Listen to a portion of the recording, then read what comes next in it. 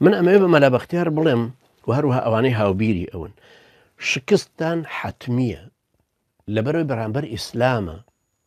ئێوە شکستی عەرەب و تورک و لە مەغریب و تا ئەندۆنیسیا شکستی ئەڵمانیەکانە بین بە غەیری کوتەک بە غەیری جەیش بە غەیری مخابرات بە غەیری زیندان بە غەیری ئیعلام و چەواشەکاری و پارەی دزین نەتانتوانیوە بگەنە سەر سوڵتە.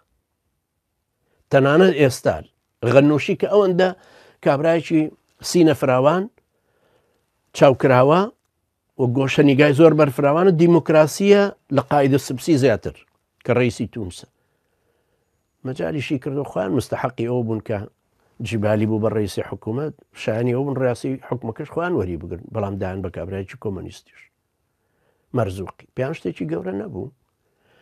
ئێستاش لەگەڵەوە هەموو دەعمی ئیمارات و هی وڵاتانی ترەوەوان و قاید سبسی کە عمری 92 ساڵ هەر ئەیانوێ بمێنێتەوە بۆی ئیشەکان کەوێتە دەست ئیسلامیەکان بە شەرتە ئیسلامیەکانی تونس کەس ناتوانێت بڵێ ئێوە عنفتان بەکارێنا و تیرۆریست بوون و وەختێکیش کە ڕاپەڕینەکە بۆوان 36,000 کەسیان لە زیندانەکان بوو.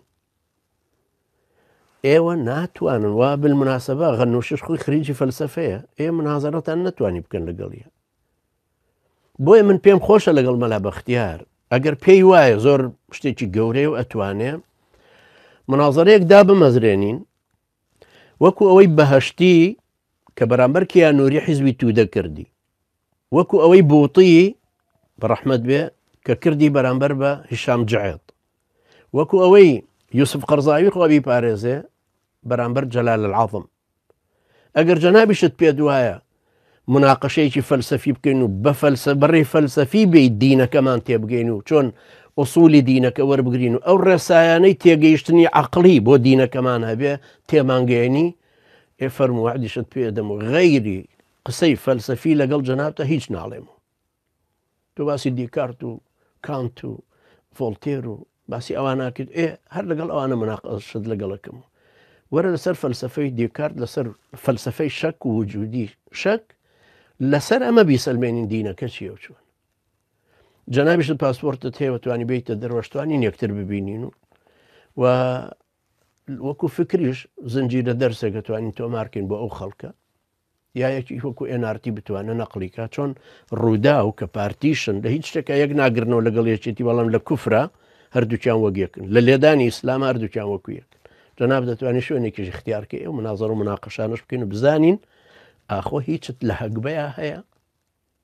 هەرچەنە من کاتی خۆشی وتم مامۆستا عەلی باپیریش نەبوو لەگەڵ مەلا بەختیار دانیشێ چونکە ئێستا برایەکی زۆر بەڕێزی وەکو فازڵ قەرەداخی کە پیاوێکی محتەرەم و بیرمەندێکی جوان ڕێک و پێکە یا کاگەی کرام کەریم هەر کەسێک لەو بەڕێزانەی تر لەگەڵ جەنابتا دابنیشن ئەدوەستێنن.